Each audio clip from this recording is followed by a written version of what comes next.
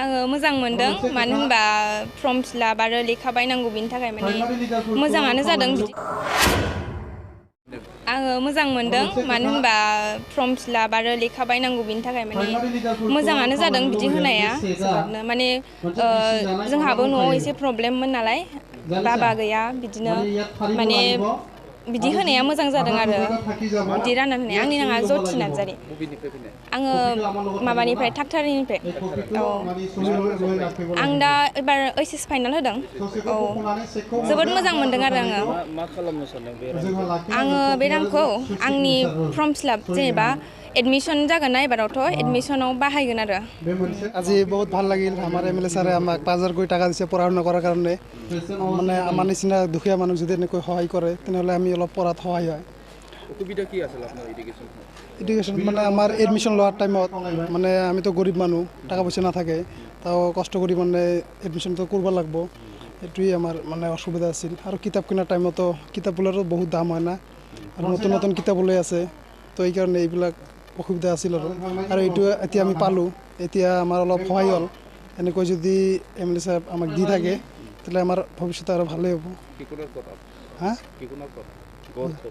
গড় আমাৰ বাসুগাঁৱৰ পৰা হা 6 সেমিষ্টাৰ এইবাৰ মই মানে BA 6 semester major education major লৈ পঢ়ি আছোঁ thank you sir chief minister relief फान्डनिफ्राय बोसोरफ्रामबो 900 बा 950 बेबायदि चेक जों होनो हायो देग्लाय 900 सुबुंफोरनो बेमारि आरो फरायसा 900 सुबुंफोरनो जोङो चेक रानदों बेयाव फरायसानि थाखाय 5000 आरो बेमारिफोरनि थाखाय 10000 खरि होनाय जादों जे आङो थांनाय बोसोरनैयाव नुदों जे गोबां माखासे गार्जेनफोर फैयो जोंनियाव बिजाब बायनो एडमिशन होनो फैसा बिफैयो फरायसाफ्राबो एखे रुगियाफ्राबो फिसा मोनसे बेमारखौनो गाव फाहामनो हायैनि थाखाय मोनसे राङारि मदद बिफैयो गोबां बेबायदिनो फिसा बेमारानो उनाव गिदिर जानानै माने गिदिर बेमार केन्सारसिम बारस्लायलांनाय बायदि बिदिन्थिबो दङ दा बेखायनो फरायसाफ्राबो जाहाथे एडमिशनाव मदद जायो बिजाब बायनो हायो बेजों सोरहाबा ड्रेस जाहाथे बायनो हायो डाइभार्स माखासे जेंना दङ फरायसाफोरनियावबो दा बेखौ जाहाथे बेखिनि 5000आ गोबां फैसा नङाब्लाबो बेखिनि रांखौ बिथांमोननो जाहाथे एसे मदद जानाय बायदि होनाय जादों आरो गोरिब न'खरनि सुबुंफोरनो बेखौ होनाय जादों न'खरसेयाव बोसोरसेयाव सासेल' जाहाथे मोनो बेखौबो नायनाय जादों न'खराव जाहाथे एसे साख्रि गोनां मोजां न'खरा जाहाथे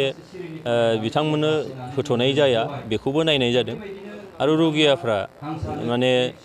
फार्मासियाव थांनानै मुलि जानानैनो बेमारखौ फोसाबनो नागिरो खार'ना जाहैबाय डक्टर गेदेरनाव थाङोबा MBBS डक्टरनाव थाङोबा बिथांमोना ब्लाड टेस्ट खालामनो फैसा नांग्रोगौ जायो सन'ग्राफि खालामनो फैसा नांग्रोगौ जायो मालाबा स्केनिं खालामनो फैसा नांग्रोगौ जेराव 2000 निफ्राय 3000 सिम फैसाया थाङो जायनि थाखायनो बिथांमोना आसोल बेमारा मा जामारदों बेखौ माने एग्जामाइन खालामनो हाया जायनि थाखाय बिथांमोननि बेमारा बेरामार हिसाबै थालांबाय थायो दा नैबे रांनि गेजेरजों बेमारि फिसा फिसौ बेमारफोरखौ जाहाथे फोसाबनानै लानो हायो गोरिब न'खरा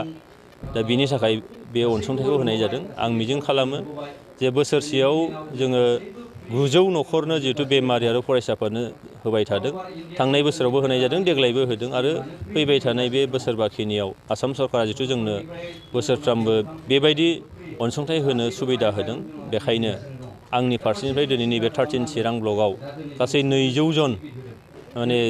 रुगि आरो फरायसाफोरनो बे चेकखौ राननाय जादों आङो जोबोद मोजां मोनदों जे फरायसाफोरखौ एसेब्लाबो मदद खालामनो हानानै रुगियाफोरखौ एसेब्लाबो बिथांमोननि गोसोआव मोनसे गोजोननाय होनो हानानै आं जोबोद गोजोननाय मोनदों